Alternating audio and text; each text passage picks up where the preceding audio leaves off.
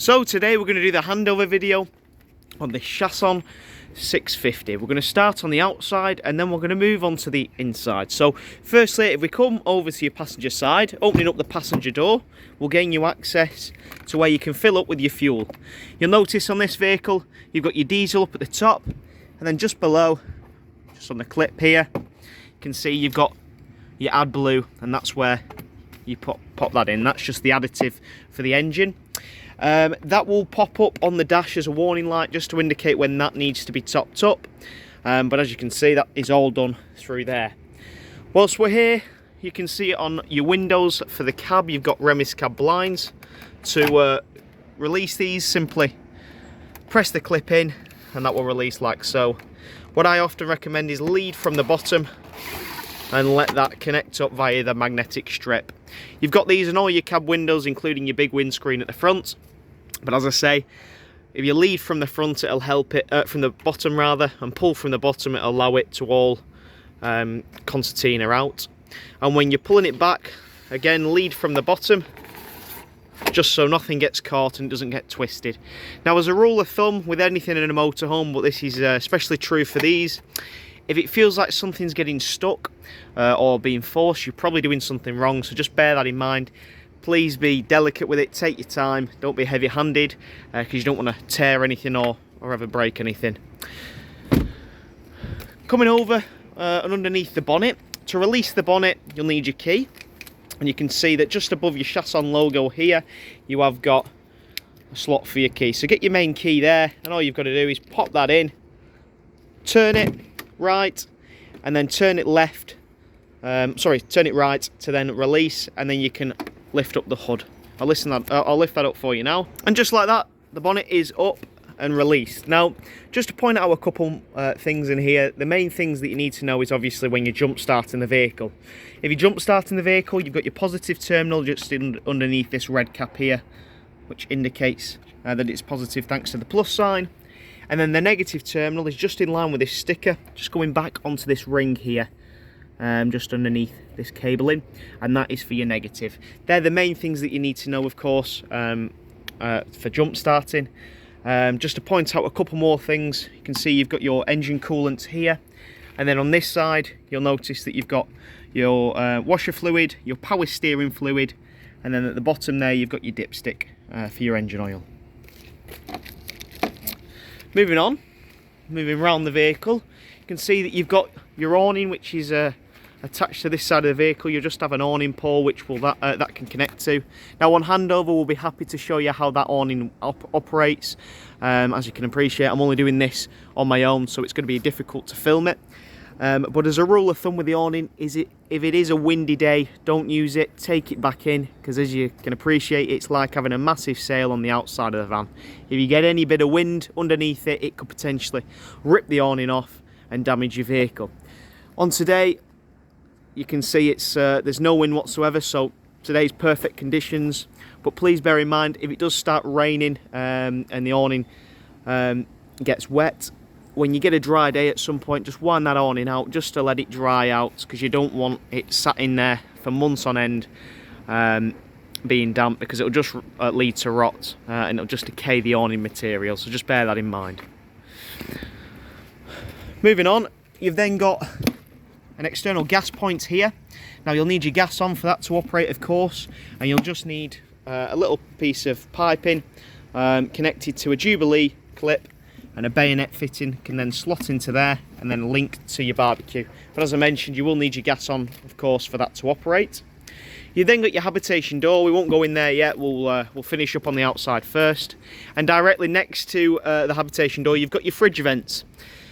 This is where the fridge pulls its air from, and it's what it uses to obviously cool the fridge. Now, you've got to bear in mind, if it is a really warm day, if you can keep this area under shade, so perhaps pull your awning out, if the sun is beating down on this side of the van, it will just help allow the fridge obviously to run a little bit more effectively, so just bear that in mind.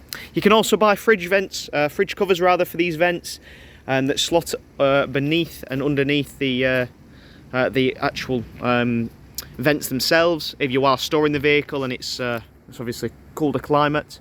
But the majority of the time you can use the fridge as it is. Next up, towards the back, you've got your toilet cassette, and underneath that you'll notice you've got a sticker which indicates your first drain down point. So firstly, your toilet cassette, just open up and this will gain you access to the cassette toilet. One thing I will say before I carry on is this vehicle has not had a valet. As you can see, it's a little bit filthy, it needs a good valet, but I wanted to get this video out to you before you, of course, take delivery. So I can assure you, it'll all be spick and span for when you collect.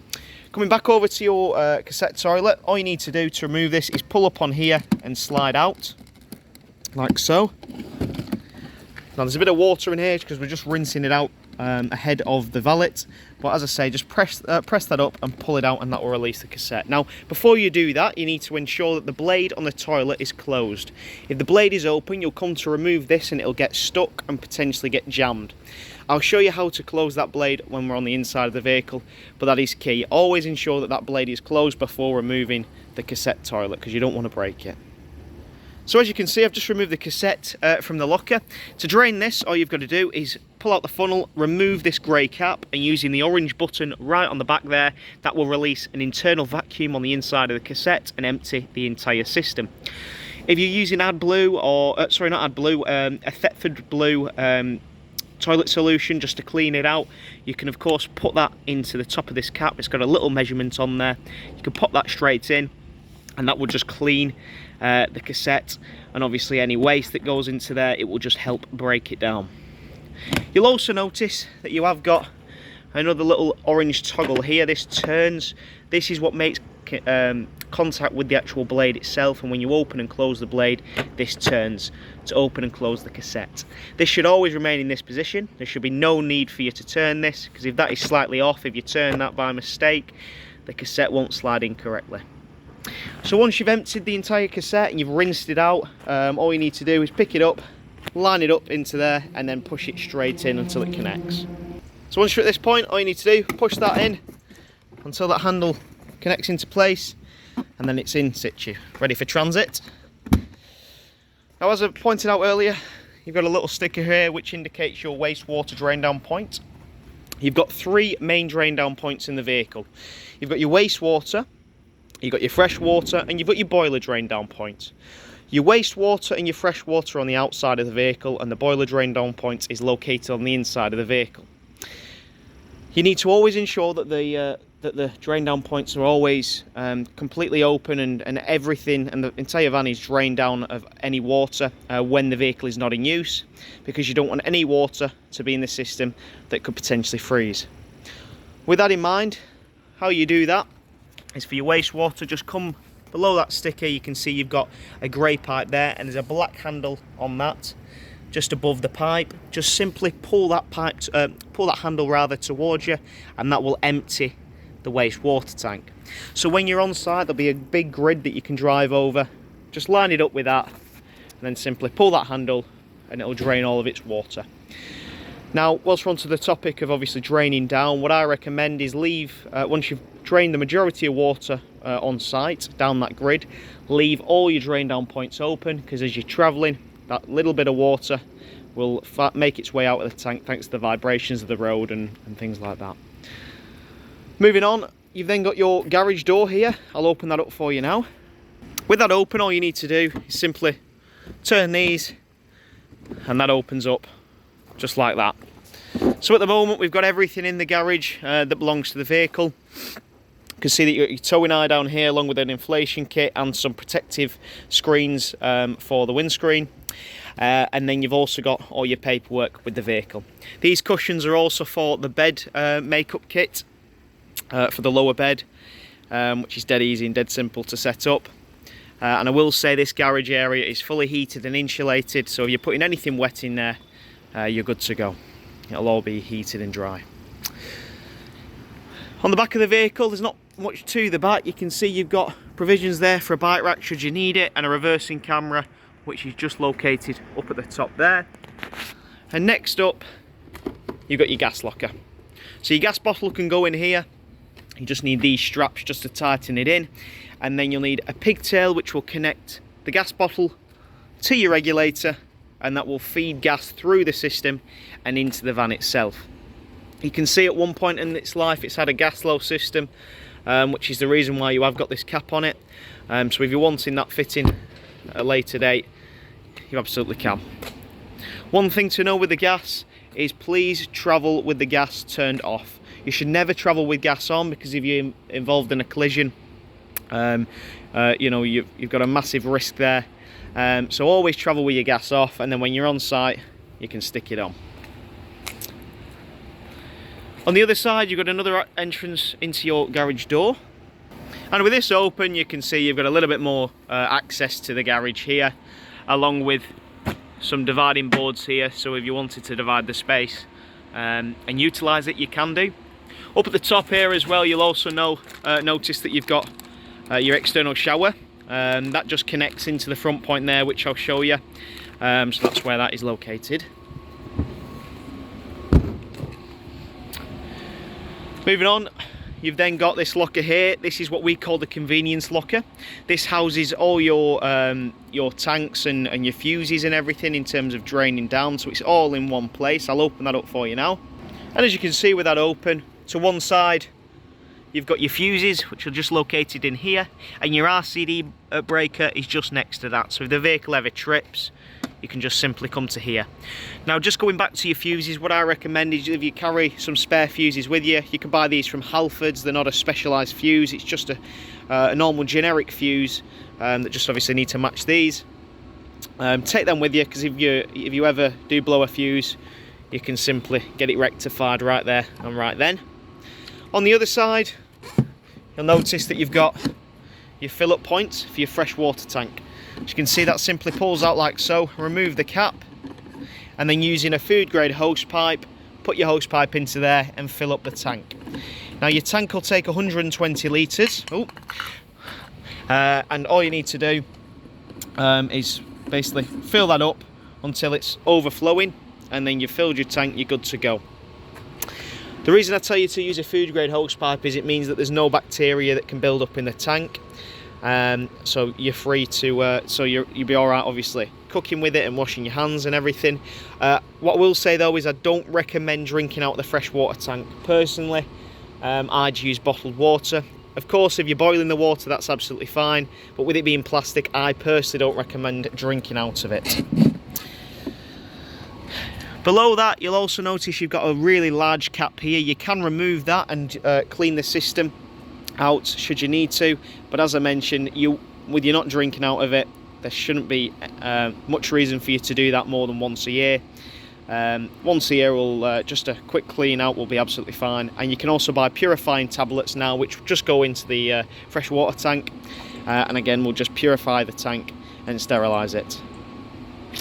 Now, moving on to your drain down points for your fresh water tank, you've got two linked to the fresh water tank. You've got your first one, which as you can see on this brown clip here, if I lift that up, that will release, it's actually released a little bit of water, but this is in essence a quick drain down point. So say for example you're on site and you're moving off site onto another one, and you want a little bit of water in the tank, what you can do is push that up, and then when you're on the inside of the van, click your pump button, which I'll show you how to do later on, and that will pull water and pump it out, and will basically take your entire 120 litres down to 20 litres. And as I say, it's there as a quick drain down point. The manufacturer recommend if you're travel with only 20 litres of water due to payload and weight distribution. So if you're wanting to do that quickly, simply do it through there. But as I say, you will need your pump on for that to get all of your water out. Now the main drain down point for your fresh water, as you can see, you've got another one of these stickers here, and that is located underneath the vehicle. I'll just pause the video and show you now. And underneath here you can see that you've got two pipes. You've got this blue one here, don't worry about nothing being on that, that is simply a breather pipe. And then you'll also notice you've got a white, a pipe with a white plumbing fitting on. That is your drain down point for your fresh water. All you need to do to drain that is turn the valve, which is up at the front, on here. Turn that and that will drain down the entire tank. And as mentioned, when you're on site you'll have a big grid that you can drive over. Simply dump all the water through that, and then as you're travelling home, leave that open, to drain every single bit of water out of the van. Moving on, you've then got your 230 volt hookup. So when you're on site and you want 230 volt electric, you simply get your hookup cable and connect that into there and then into the site's pitch or post, and that will allow you to have obviously 230 volt electric. Moving on to the two final things, you'll notice that you've got a vent here with a cover on it. This says Truma on it, and this is linked to your boiler for your water heating.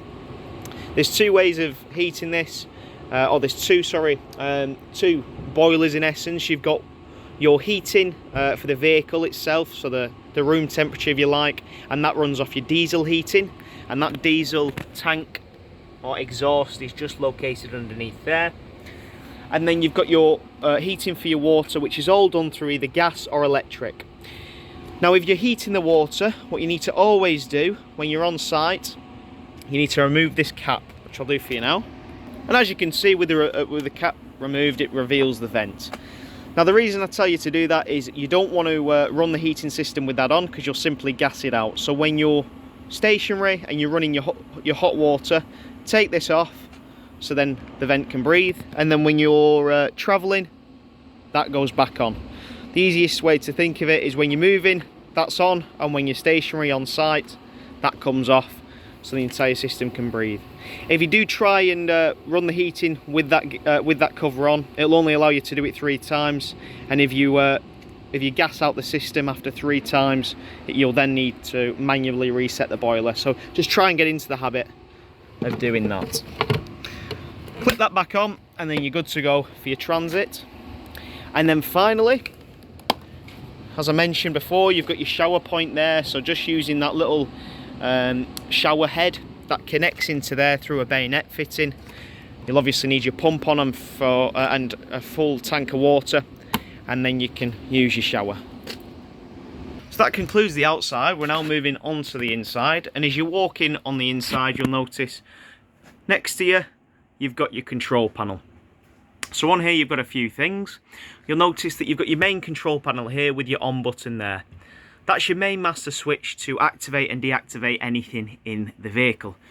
Hold that to turn it off, and then just press it to turn it on. And you can see that will activate anything 12 volt in the van. Next to that, you've then got a master switch for your lights on the inside of the van. You've then got your pump button, as you can see. Now your pump, you need to ensure that you don't run that pump or when you've got no water in the system, because you'll simply burn out the pump. So when you're on site, you need to fill up your water tank with 120 litres of water, click that pump button on, and then go to your taps, including your shower, and turn them on, and then turn them to hot. Because what that will do is it'll pull fresh water from the fresh water tank into the boiler and then out of the tap. And then when it's running steadily, because it'll spurt and splutter initially, but when it's running steadily, you then prime your system for your hot water.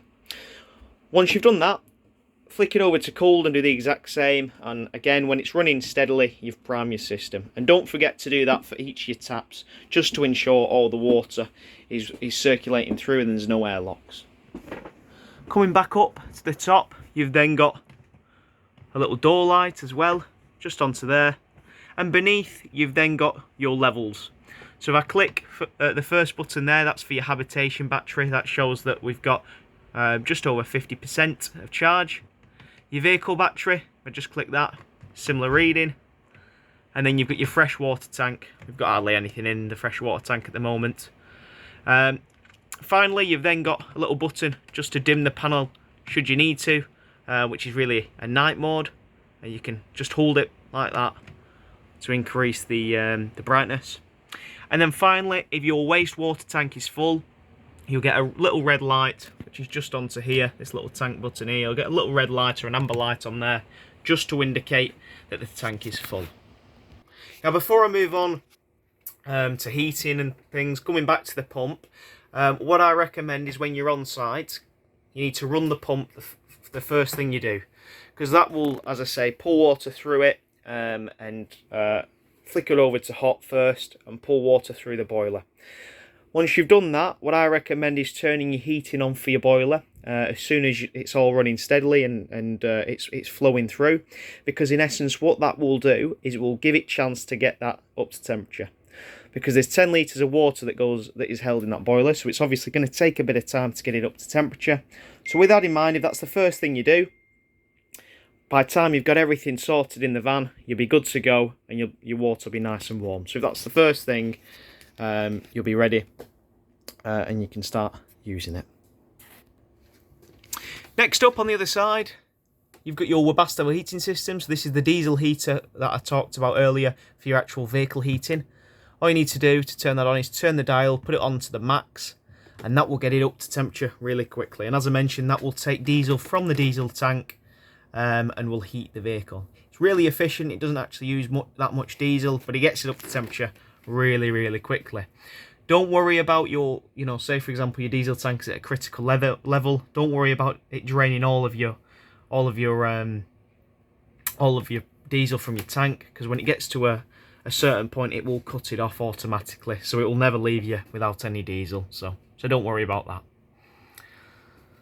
that. One thing to know as well is when you turn this on, your lights will flicker on the inside of the van for approximately 15 minutes. The reason it does that is it's powering up the system. It's drawing a load of power through the system, so it's almost like a surge. So it will flicker, but after 15 minutes, they'll return to this steady light.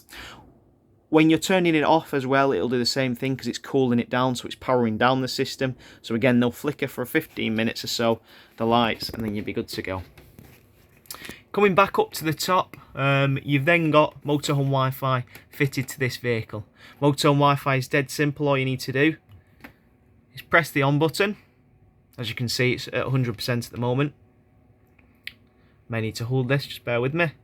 There we are, hold that in and that will load it up. What you will need is a SIM, obviously, for this to operate. And all you need to do to put the SIM in is remove these wires. They simply connect back in. That's what links it to the aerial that we've fitted on the top of the roof. Take this off, which is just magnetic. And then on the back, you can then remove the back of the case, remove the battery, and then in goes the SIM. Once you've got your SIM, because as you can see, it's saying no surface because we've no SIM activated yet. There's a little button on the top which says menu. Keep clicking that menu button to flick through the options, and then click the power button to select the option. If you click on device info, it'll show you your password, and then you're good to go. To turn that off, hold that button in and it will turn off like so. Now if you wanted to, if you're out and about, you can remove this and actually connect to this little device here, but just bear in mind that will be the same. This will have the same signal strength as your phone currently. So if your phone can't get any signal, it's not going to get anything with that. When it's all connected up like so, it's all connected up to the aerial, which has got a much bigger aerial in it. So your connection will be much better. Beside that, you've also got a couple of switches. These are for your mood lighting around the vehicle. You'll also notice a little temperature sensor here. And then right at the top on this screen is your system for your satellite. So it's dead simple, your satellite. All you need to do is click that button. As you can see on that screen, it's a little bit difficult to see, but it says searching antennas. And then all that's happening is just up there. Don't know whether you can see that. There we are. It is just bringing up the oyster dish, and what that will do on a campsite like it is now, we'll just spin round to try and find a signal. Once it's found a signal, it will lock onto that position, and then you'll have your signal, and you'll be able to watch obviously your telly. If it can't find a signal, obviously that dish will go back down. And if it is windy, you need to remember for that to come down, because as you can imagine, it's a big old thing, that dish. You don't want any wind potentially ripping it off. Once you've got that, you can then click the tick and that will lock it on. To retract that, click that button. As you can see, it says retracting on there, and that is just spinning back round just to get into position of retracting. Moving on, you've then got your fridge, which is here. So you've got your freezer, which is up at the top, along with the fridge below. What we recommend is putting cooled things in the fridge and put frozen things in the freezer, as it does a very good job at maintaining the temperature of things, but not the best of jobs at getting it down to temperature. So just bear that in mind. On here, you've got your control panel. You've got your little on button here. Click that, and that will activate the fridge. Now, this is a three-way fridge. There's 3 ways to power it. You can either run it off gas, electric, or 230-volt electric. Gas, electric, or 12 volts from your leisure battery. So all you need to do, turn it on, click that, and using this little button, you can then select through the options like so. Now, when are you going to be using what? So when you're wild camping, you're going to be running off the little gas icon here. When you're on site, you'll run it off your 230-volt cable. And then when you're when you're travelling, you'll run it off your 12-volt leisure battery, just there. Now, the reason it's flashing is, you know, I've not got any power to the vehicle at the moment, so that's the reason why there's nothing to fuel the fridge with. But what a lot of people think is when you're wild camping, you can run the 12-volt leisure battery from the fridge. That isn't the case. It'll just simply draw, due to the fridge being obviously a big thing and drawing so much power, it will simply just sap the battery of all of its power. So with that in mind, you can only run the fridge off gas when you are, of course, wild camping and stationary. The only time you can run it off, I'm just going to turn this off for the time being because I've not got anything. The only time you can run the fridge off your 12 volt is when you're travelling, as your built-in alternator will send power straight to your leisure battery, which will then power the fridge. Now, you will have noticed on there you did have a little A button. That stands for automatic. Now, by default, it's switching over to gas, even though I've not got anything. But because I've got no fuel, it just does that by default. But what that A will do is it will automatically assign whichever fuel you've got supplied to the vehicle. So then that way, you don't need to reset the fridge and it doesn't get an error code thinking that it's trying to power the fridge with something that it's not got. So I'd recommend leaving that on that A button. And then you'll be good to go. As I say, to turn it off, just click that button. To turn it on, just hold it in. You have also got on this side a temperature gauge, so you can change that. You've also got the option of recirculating the air in the fridge. Hold that, and off it goes. On the other side, you can see that you've got your hob, which is here. You've got 2 gas, 1 electric. Your oven and grill is just below. And next to that, you've then got your storage area. You've got an isolator tap in there, which is that grey isolator valve there, and a nice bit of storage as well. Above here, you've got your bed button and also your table button. These run off your electric. To drop them down, all you'll need to do is come over to the front side of the van, and as you can see up there on the passenger side, you've got a little white box. You can see there's a key hanging out of there. Just put the key in, turn it, and that will activate the electrics to enable your table and also your bed to drop down. So once you've got the area clear, all you need to do is click that button like so, and that will then drop the table into place.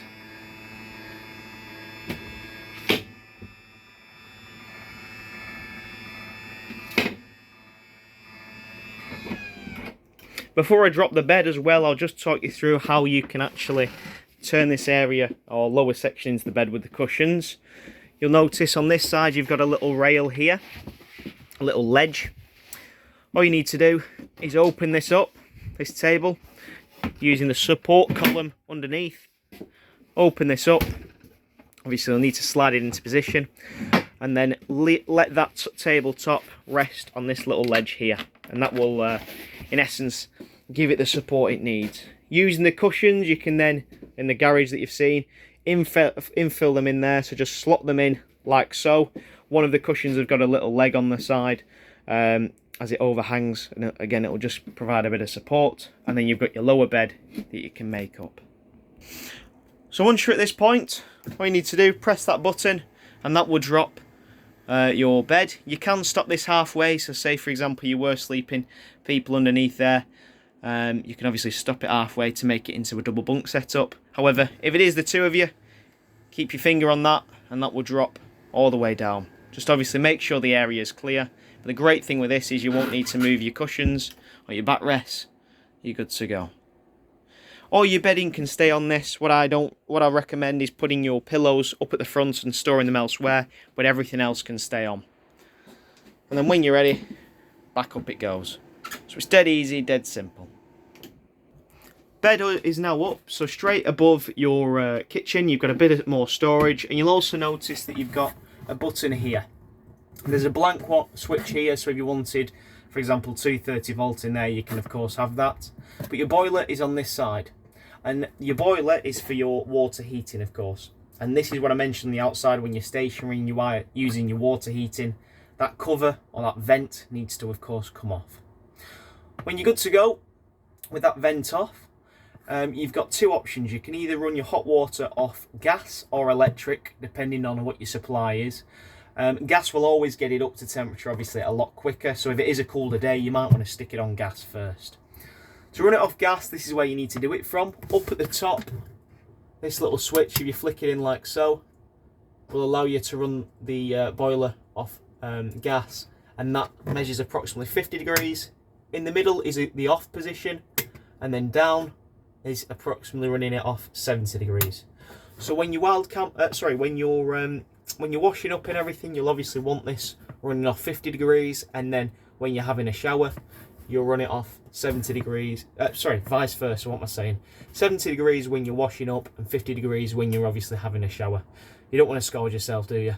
And as I say, in the middle, just select that switch in the middle to the little all button, as you can see there, and that will turn off the boiler, and it'll mean that you can't run it off your gas. So that's your isolator.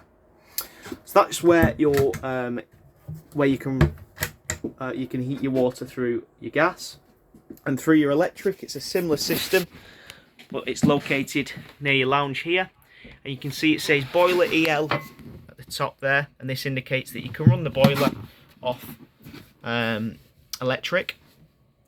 Again, similar system, so in the middle it is off. Click it up to run it off 50 degrees, or down, which is 70 degrees. This actually translates into 1 kilowatt electric or 2 kilowatt electric, depending on obviously what your supply is on the site. But all you need to do, flick that up, depending on which one you are wanting to run it off. What I do recommend is, as I say, if it is a cool day, run it off your gas first, and then when you're ready, you can switch it over to electric. And please ensure that that cover is obviously removed when you're using this system. Moving into the back, you can see that you've got your toilet and bathroom area. Now, we've discussed about obviously priming your system on your for your tap and also your shower. We've also mentioned obviously about the toilet and the toilet cassette. Now, what I said outside is always to make sure that the blade on the toilet is closed. That blade that I'm making reference to is this piece of plastic here. All you need to do is push it away from you to open, and towards you to close it. So when the toilet is in use, simply push that open so the cassette is open, so any waste can drop straight into the cassette. Once you've done that, click the blue button, which is just on that panel here. That will activate your flush. And once you've done that, pull the blade back to you. You close the blade for two reasons. The main reason being is it stops any odours from escaping. But the second reason is it gets you into habit of having that closed. So come when you want to obviously empty the cassette, it doesn't get jammed or anything like that. Up at the top, as I mentioned, that blue button activates your flush. You will need your pump on for that to activate, bear in mind. And you will notice that you've got a little red light on here just to indicate when the cassette's full. As I mentioned before, we've put a bit of water in here just to rinse it out, hence why it's reading full at the moment. In the back, you've got a really good bit of storage, along with some hanging space. And below your wardrobe, you can see that you've got an access point into your garage there. Finally, before we end today's handover video, you can see I've just dismantled one side of the couch. You can see underneath both of your seats, you've got flip-up travelling seats. All you need to do to actually remove these, use these, you can see you've got this black lever here. Turn that and that will release the seat, and then you can pull it up. And with that released, you can see that your seat back is there. You've also got the head of the seat, which will just slot into there, and then when it's down, it stores neatly into that position there. And then using your cushions, the base of the seat goes there, and then you use this backrest just to slot in there, and you can obviously face forward. You've got two of these, so one on this side, one on the other, and your seat belt tucks into there as well. At the front on this side, we've got your final boiler drain down point. As you can see, this is access to your boiler. Looks really complicated, but don't worry. It's the only thing you need to know is this, what this little yellow toggle does. Flick that up, you can actually hear the water draining out. And as I say, that will drain the boiler of all of its water. I'll leave that open because you should always keep that open this time of year. As I say, you don't want to freeze the system or get any frozen water in the system. But with that open, that will drain all the 10 litres of content that this has got out into the grid. And as I say, leave that open for when you're travelling. When the vehicle's in use, you of course need that down because it will only, if you're trying to pull water through, it'll simply drain out. But please remember, when the vehicle's not in use, to flick that up and to empty the system. Now that concludes the handover video on this Chausson 650. I hope you enjoyed.